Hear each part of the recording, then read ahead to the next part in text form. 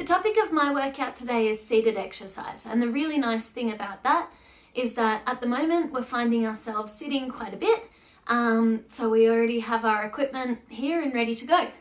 So to start with, one of my first things in any workout is to get my heart beating a little bit faster to get that blood circulating around my body. So I just am going to start today with doing some marching on the spot.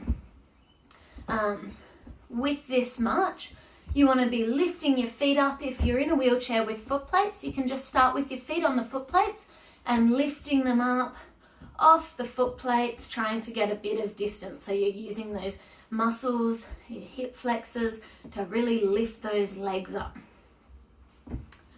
And from here, you can start to make it a bit harder by making that movement even bigger, or even if it's a nice small movement, we can start to pick up the speed. So nice and quickly, marching on the spot. I like to use a timer when I'm doing a workout a lot of the time. So I will set a time on my watch and be watching and do 30-second bursts. So nice and fast for 30 seconds. And then I give myself a rest and go again for another 30 seconds. That type of setup with 3 or 5 rounds will get you nice and warm, ready to exercise. And from here, the next step is that you can also try adding your arms in.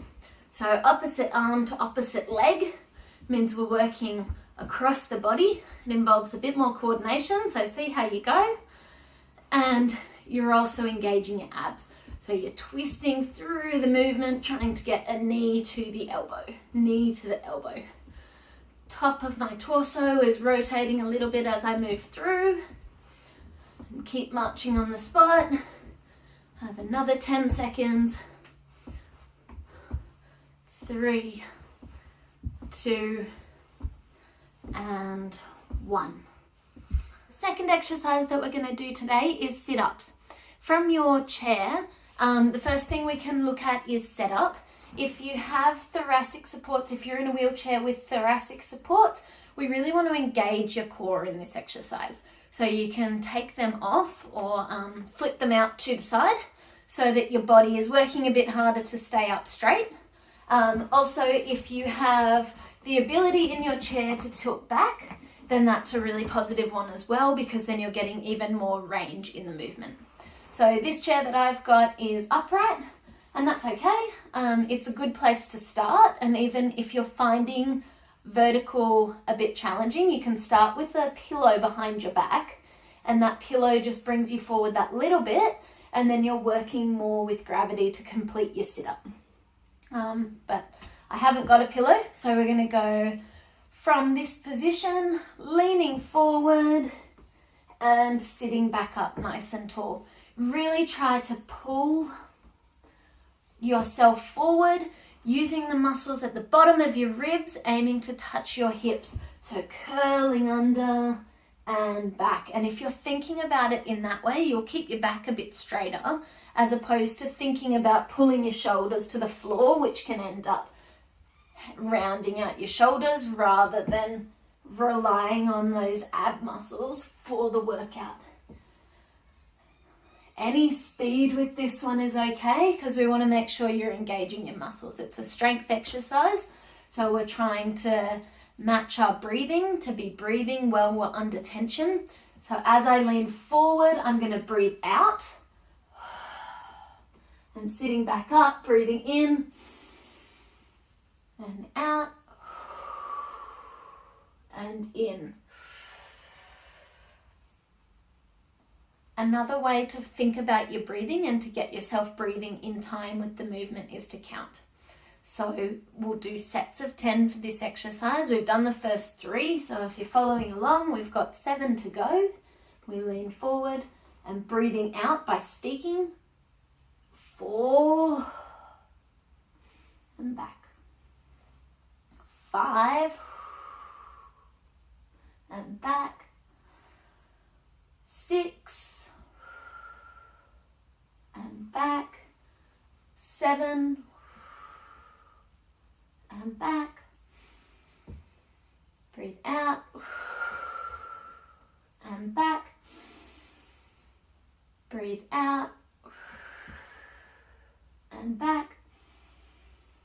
Last one, 9, 10. And back. Crossing your arms across your chest helps get them out of the way. It makes your abs really be the working muscles of the workout, as opposed to pulling yourself forward, which sometimes I find myself pulling if I have my hands on my knees. So that's exercise number 2. For this one, I'll leave you to do 2 more sets on your own, so aiming to get up to 30. This is a useful exercise for your stomach muscles, so standing back up from a seated position, it's those muscles that we use to pull forward. It's also the muscles that we use to pull forward if you do hoisting, so you lean forward and then the sling can fit in behind you, so you can take a bit more independence in making that movement of pushing yourself forward. Exercise number 3 is another type of sit-up. So we're moving from our forward sit-ups into side sit-ups. Twisting side to side, trying to get your obliques working. So they're the muscles that kind of sit between your ribs and around your waist and help you twist and turn. We're holding an item in our hands because then it's nice and obvious. You can see what I'm doing a bit easier, but it also gives you a point, gives you an aim.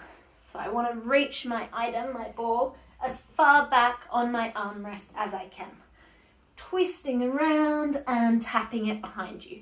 Twist around again and tap. Twist and tap.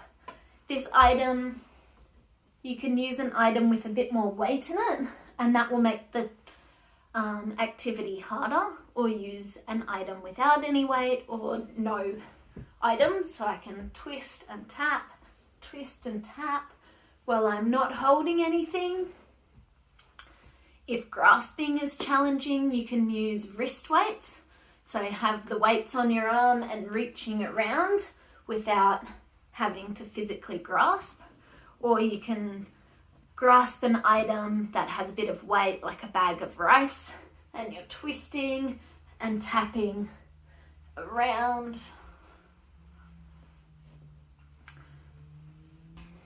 Once again, take it nice and slowly, breathing out as you twist, because that's when our muscles are under tension.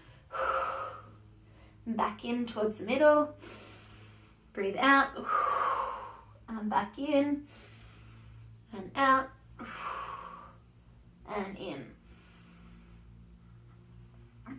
I like to complete 10 or 20 sets of this one, and it can help really get you a bit moving in the middle of the workday. So I'm sending emails and then I can just take a rest, do some side twists, and feel my muscles engage and my mind switch on a bit again. Or go back to my marching on the spot, do a set of marching, 30 seconds, high knees, fast as you can. Marching, running, go, side taps. And then back to emails. For exercise number 4, I've just swapped chairs. The reason I've done that is that I can't get rid of the armrests on this chair. So if you're able to flick your armrests up out of the way, make sure someone's nearby or you feel safe or you have a seatbelt on. If you normally do have that torso support and we're getting rid of it. But yeah, no armrests really helps for this, and it also helps to get rid of any thoracic supports if you put them back in after the other exercise. And what our goal is here is to reach down to the floor. So I want you to keep your body nice and straight, leaning down, and try to touch the floor, aiming for right next to your shoulder and back up. So you don't need to lean forward to get to the floor, straight to the side, really work through here, working that side muscle and pulling back up. That's it, and pull back straight up as well. So for our breathing in this movement, see if you can work it out where you'd be breathing. Our working is when we pull back up. So we're really working as we breathe in and breathe out. Breathe in, breathe out. Breathe in, breathe out. Beautiful. The next step for progressing this exercise, have a try doing it as is. The next step is to add some weights. So tin cans work pretty well, and you hold them alongside your body, drop that weight down and pull back up. So you've got the weight in the hand reaching down to the floor, and you've also got a weight in that upper hand as well that you're raising. So wrist weights work really well for this activity. And then you don't, once again, need to grasp onto the item, so you can put wrist weights straight on your wrist, or even drink bottles. So I find that drink bottles are quite good because they've got a skinnier area to grip. So because a tin can only is one shape, it doesn't give you as much variety as being able to grip and grasp within a drink bottle. So you can get a drink bottle with a nice grasp and be reaching down to the floor and back up tall. Down to the floor and back up. All the way through the movement.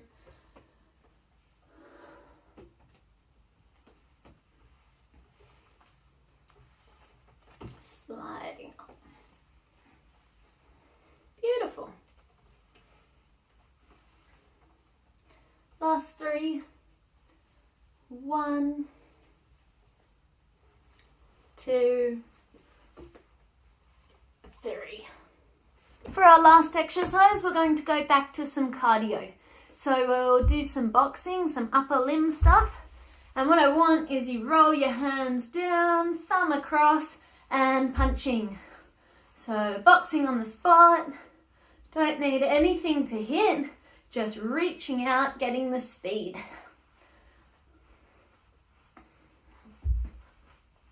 Ready, and picking up the speed a little bit faster. That's it. A little bit faster.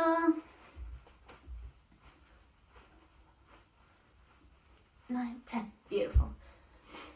For your boxing intervals, there's a few different ways you can approach it. One way is to do a set number of punches. So set yourself up with a challenge or a combination like 100 punches and then have a rest and repeat. So you might do 3 lots of 100 punches where you stop, reset, and then count to 100.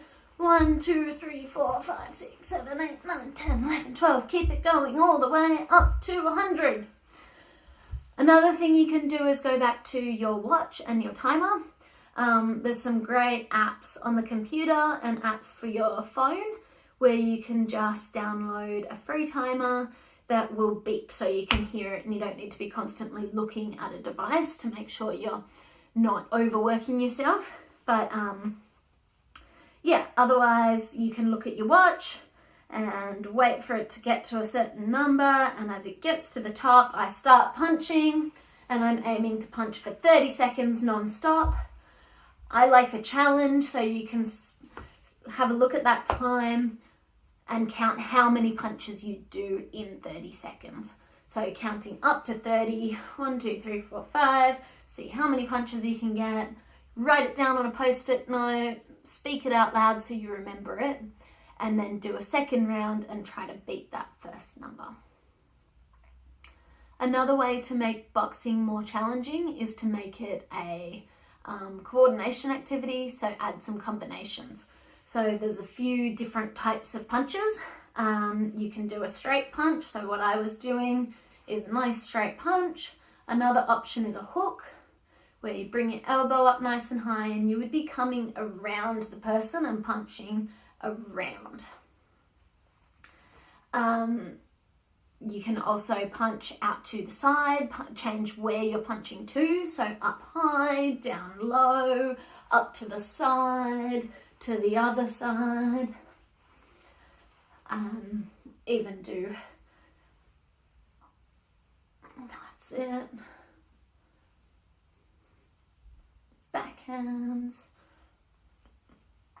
hooks, and jabs. So a jab would be coming up underneath someone's chin, coming up to your own height, punching through your own head height, punching all the way through. So that's a lot of different things that you can combine into one. So I might say to myself, I'll do 10 punches, 10 hooks, 10 jabs.